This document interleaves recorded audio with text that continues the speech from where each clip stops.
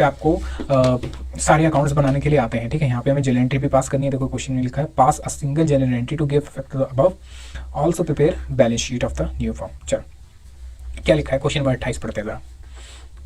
क्या है, X Y Z partner in a firm sharing profit in the ratio of profit losses in the ratio of 5, 4 और 3। उनकी balance sheet दे रखी है, sundry creditors, outstanding expense, general reserve, capital account X Y Z की, cash bank, debtor, stock, furniture, plant and machinery. From 1 April 2019 they agree to alter मतलब change their profit sharing ratio. कितनी करना चाहते हैं, 4, 3, 2। पहले कितनी थी, 5, 4, 3, अब होगी 4, 3, 2। It is also decided that furniture to be taken at 80% of book value, stock to be appreciated by 20%, plant and machinery be valued 4 lakh, outstanding expense be increased by 13,000 रुपए। Partners agree to alter the values are not to be recorded in the books and they do not want to distribute general reserve। अब ये line बोल के ना इसने question को change कर दिया, मतलब बाकी क्वेश्चन से थोड़ा सा चेंज कर दिया। यानी मैं कह सकता हूँ कि जो आपके क्वेश्चन आते हैं ना वो 90% कुछ जो नॉर्मल तरीके से आते हैं वो होता है, जहाँ पर रिवैल्यूएशन अकाउंट बनता है, partners capital account, balance sheet, ये सब बनता है। ये लाइन बोल के इसने आपका जो बाकी चीज़ें हैं रिवैल्यूएशन वो सब उसके अंदर थोड़ा बहुत चेंजेस कर दिया। क्या चेंजेस कर दिया अभी देखते हैं। कह रहे you are required to pass single journal entry to give effect of the above, also prepare balance sheet. हमें एक सिंगल एंट्री पास करके ये चीज़ करनी है। अब देखो इस क्वेश्चन के अंदर गुडविल नहीं आई कहीं पे भी, तो यानी इस क्वेश्चन में गुडविल की बात नहीं हो रही।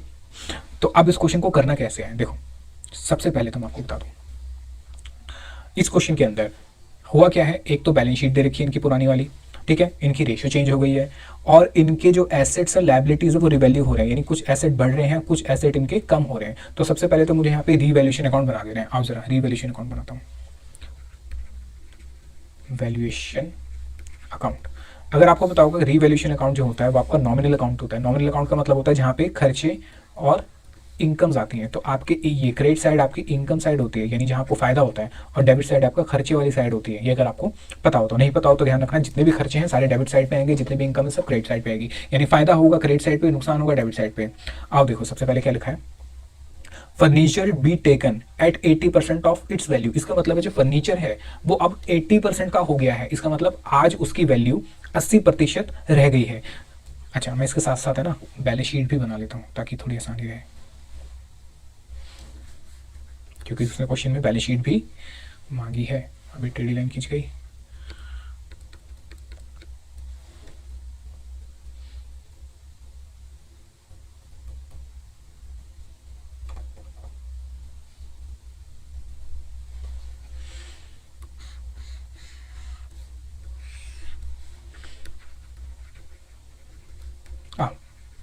ये साइड है आपके लायबिलिटीज की, ये साइड है आपकी एसेट्स की। सबसे पहले उसने क्या लिखा, उसने कहा कि जो आपकी फर्नीचर है उसकी वैल्यू 80% रह गई है।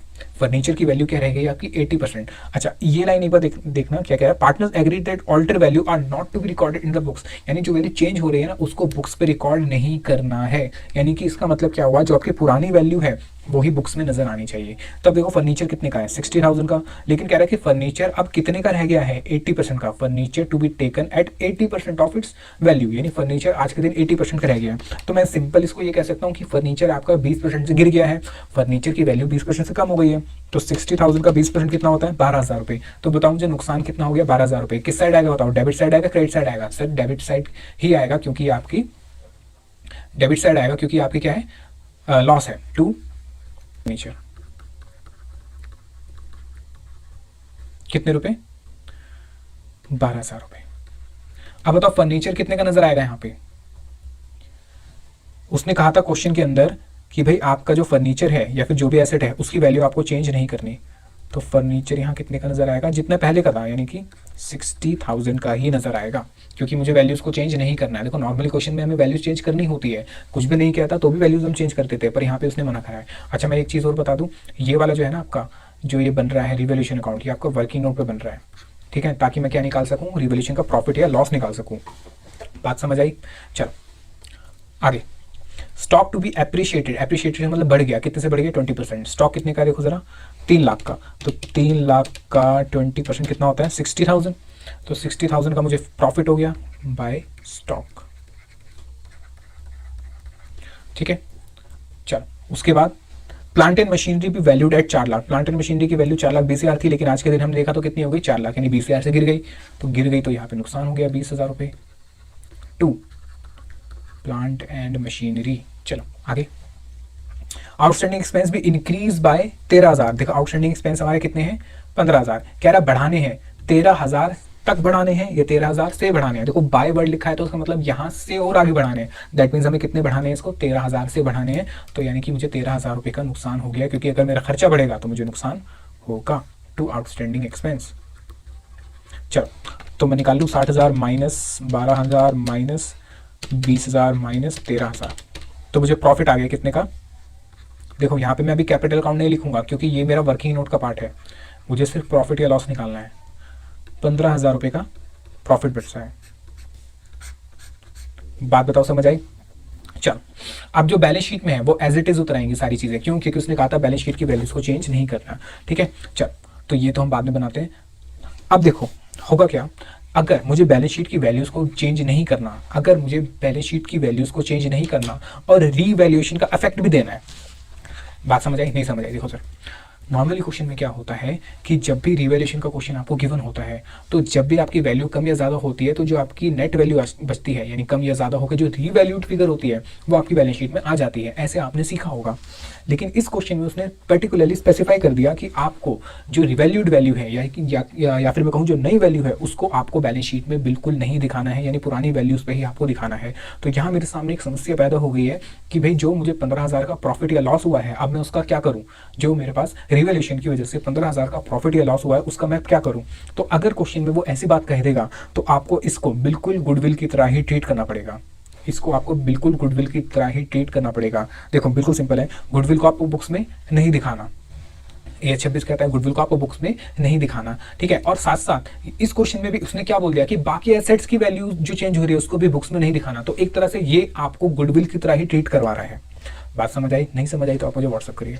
चलिए तो स्टेटमेंट ऑफ एडजस्टमेंट बना लेता हूँ ऑफ रीवैल्यूएशन। तो बताओ मुझे रीवैल्यूएशन का प्रॉफिट कितना हुआ 15,000 का।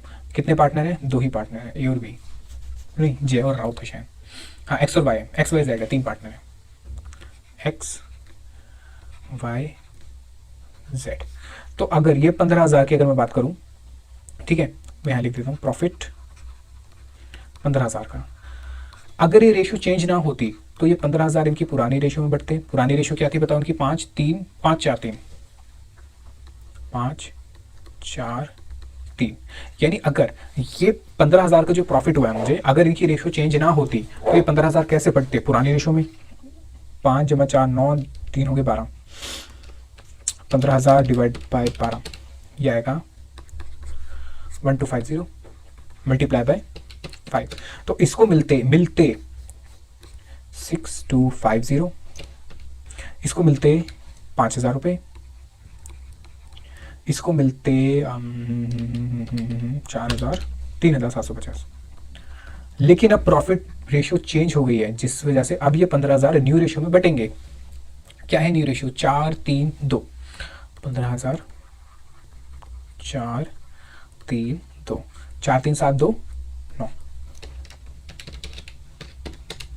ये पॉइंट में आएगा 1666.66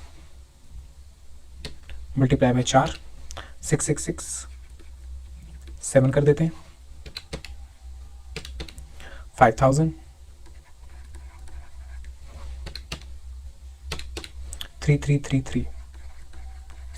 बस अब ये देख रहे हैं किसको फायदा हुआ किसको नुकसान हुआ। जिसको फायदा हो रहा है उससे ले लो, जिसको नुकसान हो रहा है उसको दे दो। अब एक ही एक्स की बात करो, एक्स को पहले मिलते थे 6,250 ओल्ड, पहले कितने मिलते 6,250, लेकिन अब कितने मिल रहे हैं 6,667 यानी 6,667 रुपए। तो बताओ एक्स को फायदा हो गया नुकसान हो गया। सर साफ पता चल रहा है एक्स को तो फायदा हो गया। कितने रुपए का 417। तो क्या करोगे इसकी कैपिटल को कम कर दोगे, कैपिटल को कम कर दोगे। कितने से कम कर दोगे, कितने से कम कर दोगे 417 रुपए से। तो बताओ कैपिटल को कम करो तो क्या करोगे, कैपिटल को कम करते हैं तो सर कैपिटल को डेबिट किया जाता है। एक्स को पहले भी 5 मिल रहे थे अब भी 5 मिल रहे हैं, तो एक्स को कोई भी फायदा कोई भी नुकसान नहीं हुआ। वाई को पहले मिलते थे 3,750 लेकिन अब मिलेंगे 3,333। तो जेड को सॉरी वाई को नहीं जेड को 470 रुपए का नुकसान हो गया। तो क्या करोगे इसी कैपिटल को बढ़ा दोगे, कैपिटल बढ़ाओगे तो क्या करोगे क्रेडिट, कैपिटल बढ़ाओगे तो क्या करोगे क्रेडिट। देखो ये मैंने सारी चीजें किसके लिए करी या ये सब एडजस्टमेंट मैंने किसके लिए करी, ये एडजस्टमेंट मैंने करी अभी सिर्फ एसेट्स और लायबिलिटीज की रीवैल्यूएशन के लिए। ये मैंने किसके लिए करा, एसेट्स और लायबिलिटीज की रीवैल्यूएशन के लिए, लेकिन अभी मैंने रिजर्व्स को नहीं छेड़ा है, अभी मैंने रिजर्व्स को नहीं छेड़ा है। और उसने क्वेश्चन में रिजर्व के लिए भी कहा था कि रिजर्व को भी आपको बैलेंस शीट में दिखाना है उतना का उतना ही। They also do not want to distribute reserve, देखो यहाँ लिखा हुआ इसने, they do not want to distribute general reserve, कह रहा है कि जनरल रिजर्व को नहीं बांटना चाहते। तो अगर जनरल रिजर्व को नहीं बांटना चाहते तो इसका मतलब है कि अब मुझे जनरल रिजर्व की ट्रीटमेंट भी गुडविल की तरह करनी पड़ेगी, यानी वही पुराना फिर नया, किसको फायदा किसको नुकसान। अब सर कितने का है मेरी जनरल रिजर्व, जनरल रिजर्व है 75,000 का। अब सर एक चीज़ क्वेश्चन दिमाग में आ रहा है कि सर ये 15,000 के लिए भी आपने वही करा जो रिवैल्यूएशन का था, और जो जनरल रिजर्व है 75,000 उसके लिए भी आप यही कर रहे हैं, तो दोनों को साथ में ऐड करके नहीं कर सकते थे कि भाई 15,000 और 75,000 दोनों को ऐड कर दो 90,000, और यही सारा काम मैं 90,000 के लिए कर लेता। सर ऐसे नहीं कर सकते थे, बिल्कुल कर सकते थे, बिल्कुल कर सकते हैं, लेकिन मुझे आपको थोड़ा अलग अलग बताना पड़ेगा। अगर मैं जोड़ देता तो थोड़ी कंफ्यूजन में आती, मैं अलग अलग करूंगा, ठीक है। आप साथ में कर सकते हैं, आंसर बिल्कुल सेम आएगा। तो एक तो मेरी एंट्री ये बन चुकी है। अब मैं किसके लिए करूंगा, statement of adjustment of general reserve, X Y Z old ratio. ये 75,000 रुपए का जनरल रिजर्व कैसे बढ़ता है इनकी पुरानी रेशियो में। पुरानी रेशियो कितनी थी, 5, 4 और 3।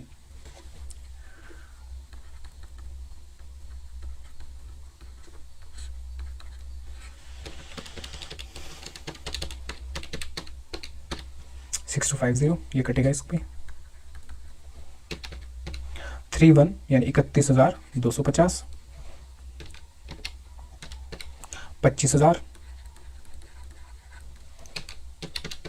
18,750। लो अब न्यू रेशियो में बांटना है,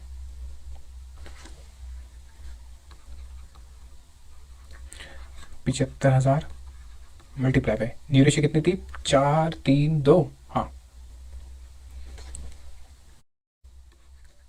टोटल 9।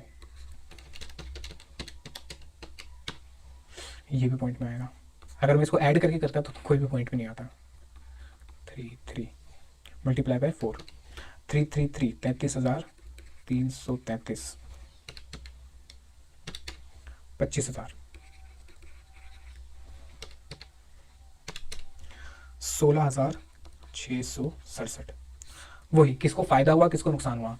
अगर पुरानी तरीके से देखे जाए, या मैं कहूँ पुरानी रेशियो में, तो इसको मिलते 31,250, आज के दिन मिल रहे हैं इसको 33,333। दैट मीन्स इसको तो फायदा हो गया 3,333 माइनस कितने का फायदा हो गया 3,125, इसको सर फायदा हो गया 2,083 रुपये 2083। तो जिसको फायदा हो गया क्या करोगे, कैपिटल को कम कर दोगे। कैपिटल को कम कैसे करे जाता है, डेबिट करके। अब वाई की बात करते हैं, वाई को तो ना तो फायदा हुआ ना ही नुकसान हुआ। जेड को पहले मिलते थे 18,750, अब मिल रहे हैं 16,667 रुपये यानी 16,667। तो भैया इसको तो नुकसान हो गया है, कितने का नुकसान हो गया, इसको नुकसान हो गया 2,083 रुपये 2083 का इसको नुकसान हो गया। तो क्या कर दोगे, इसको क्रेडिट कर दोगे, इसी कैपिटल को बढ़ा दोगे, तो एक ही एंट्री मुझे मिल गई। तो यानी देखो मैंने क्या कर दिया अभी तक क्वेश्चन में, मैंने जितने भी एंट्रीज थी फर्नीचर आउटस्टैंडिंग, ये सारी एंट्री मैंने एक जगह पे करके खत्म कर दी। रिवॉल्यूशन का प्रॉफिट 15,000 रुपये निकाल के, उसके बाद जो ये जनरल रिजर्व की बात करी थी ये भी मैंने कर दिया। तो यानी कि मेरी तरफ से सारी एंट्रीज कंप्लीट हो गई हैं, मेरी तरफ से सारी एंट्रीज कंप्लीट हो गई है। अब मुझे क्या करना है, मुझे इसकी जनरल एंट्री पास करनी है। हालांकि इसने क्या कहा है, देखो पास अ सिंगल जनरल एंट्री, इसने क्या कहा है, pass a single general entry, लेकिन मेरे पास कितनी एंट्री बन रही है, मेरे पास तो 2 एंट्री बन रही है। तो मैं एक बार इसको देख लूँ, देखो ये क्या हो रहा है यहाँ पे, डेबिट कितने से 417 रुपये से, ये कौन था एक्स, और यहाँ पे भी क्या हो रहा है डेबिट। तो मैं कह सकता हूँ एक्स जो है वो डेबिट हो रहा है, एक तो 417 रुपये से और एक 2,083 रुपये से, और वाई जो है इसके लिए कुछ भी नहीं हो रहा, और जो जेड है वो क्या हो रहा है, क्रेडिट हो रहा है 417 रुपये प्लस 2083। तो यानी मैं इसकी अगर सिंगल एंट्री बनाऊं तो कितनी बनेगी, तो क्या बनेगी, कितनी नहीं सॉरी क्या बनेगी 2,500 रुपये। तो एंट्री बनेगी एक्स जो है उसको डेबिट कर दो 2,500 से, जेड जो है उसको क्रेडिट कर दो 2,500 से, लो एंट्री बन गई। यही सिंगल एंट्री मांगी थी उसने। जन आपको जब एग्जाम में जनरल एंट्री बनानी है तो पूरा परफॉर्मा बना के लाइनें खींच के पूरा करना पड़ेगा, क्योंकि अगर आप परफॉर्मा नहीं बनाओगे, नरेशन नहीं लिखोगे तो आपके नंबर कट सकते हैं कट ही जाएंगे। चलो तो एंट्री क्या बनी, एक्स कैपिटल अकाउंट डेबिट कितने रुपए 2,500, टू जेड कैपिटल अकाउंट कितने रुपए 2,500, being adjustment entry past, being adjustment entry past. चलो क्वेश्चन हो गया, चेक करें। अच्छा बैलेंस शीट रहेगी इसमें भी, चेक करें जरा। इसमें देखो क्या करें, debit x capital 2,500 credit Z capital 2500, यानी हमारा आंसर बिल्कुल बिल्कुल सही आया। अब बैलेंस शीट बना लेते हैं। अब बैलेंस शीट में क्या बनेगा सर, बैलेंस शीट बिल्कुल एज इट इज ऐसी ही बनेगी, बस क्या चेंज हो जाएगा, बस यहाँ पे आपका कैपिटल अकाउंट थोड़ा सा चेंज हो जाएगा, ठीक है, कैपिटल अकाउंट थोड़ा सा चेंज हो जाएगा। क्यों, क्योंकि आपकी एंट्री, जो आपकी एंट्री है वो ये वाली है, और यहाँ पे सिर्फ और सिर्फ आपकी, यहाँ पे सिर्फ और सिर्फ आपके किस में चेंज आया है, कैपिटल अकाउंट में। आपने और कहीं भी किसी भी अकाउंट के अंदर कोई एंट्री नहीं करी है, कोई भी एंट्री नहीं करी है। तो चलो बैलेंस शीट बना देता हूँ, सारी आइटम्स एज इट इज उतार देता हूँ। फर्नीचर तो मैंने लिख लिया था, कैश एट बैंक 40,000 रुपये, बैंक है 40,000, बैंक हो गया। संडे डेटर्स 2,10,000 रुपये,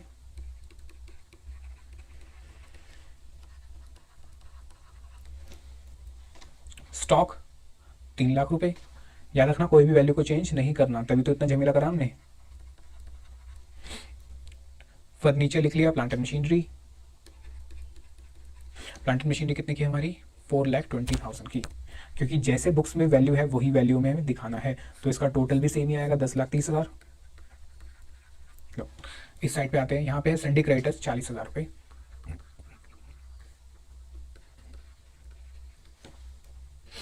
आउटस्टैंडिंग एक्सपेंस 15,000 रुपये,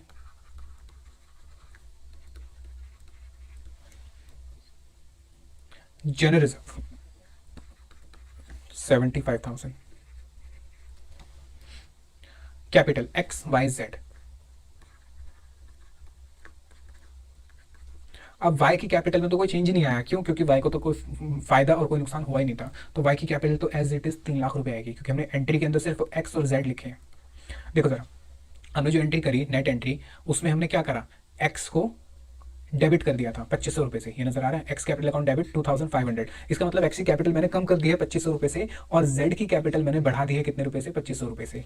तो यानी यहाँ जो मेरी कैपिटल दे रखी है इसके अंदर मैं कम या ज्यादा की एडजस्टमेंट कर देता हूँ। देखो एक्स की कैपिटल कितनी है, 4 लाख रुपए, एक्स की कैपिटल मैंने कम कर दी है, कितने से कम कर दी है, 2500 रुपए से, तो 4 लाख माइनस 2500, ठीक है। और ऐसे ही जेड की कैपिटल मैंने बढ़ा दी है, कितनी है, 2 लाख प्लस 2500,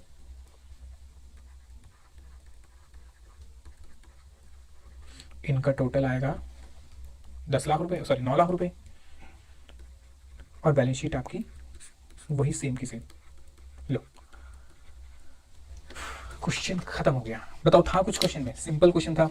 यानी अब इस क्वेश्चन का क्रक्स अगर मैं आपको बताऊं तो ध्यान रखना, जब भी वो क्वेश्चन के अंदर कोई रिजर्व, ठीक है, या भी कोई भी आपकी रिवैल्यूड एसेट्स की वैल्यू को जब वो कहेगा कि जैसे पहले थी वैसे ही बुक्स में दिखानी है, जैसे पहले थी वैसे ही बुक्स में दिखानी है, तो आप क्या करोगे, जो भी प्रॉफिट एंड लॉस उससे निकल कर आएगा, मतलब रिवैल्यूएशन अकाउंट बना के उससे प्रॉफिट एंड लॉस निकालना, उस प्रॉफिट एंड लॉस अकाउंट को बिल्कुल गुडविल की तरह ट्रीट करना, यानी उसको बिल्कुल वैसे ही दिखाना, ठीक है, उसको बिल्कुल वैसे ही दिखाना, कैसे, जैसे आप गुडविल की ट्रीटमेंट करते हो, यानी कि ओल्ड रेशो होती तो कितना मिलता, न्यू की वजह से क्या मिला, तो किसको नुकसान हुआ किसको फायदा हुआ, ये देख लो, जिसको फायदा हो रहा है उससे ले लोगे पैसे, यानी उसी कैपिटल को डेबिट कर दोगे, जिसको नुकसान हो रहा है उसको दे दोगे, यानी उसी कैपिटल को क्रेडिट कर दोगे। बस इतना सा ही काम करना है आपको। आप जरा क्वेश्चन नंबर 32 करते हैं, आज की क्लास का लास्ट क्वेश्चन है, उसके बाद हम अगली क्लास में एडमिशन का चैप्टर पढ़ेंगे। अगर आपको क्लास अच्छी लग रही है तो लाइक का बटन जरूर दबा दीजिए, और अपने दोस्तों को भी इस वीडियो को शेयर करिए, ताकि वो भी इस वीडियो का, इस लेक्चर का बेनिफिट ले सके। आइए जरा क्वेश्चन नंबर 32।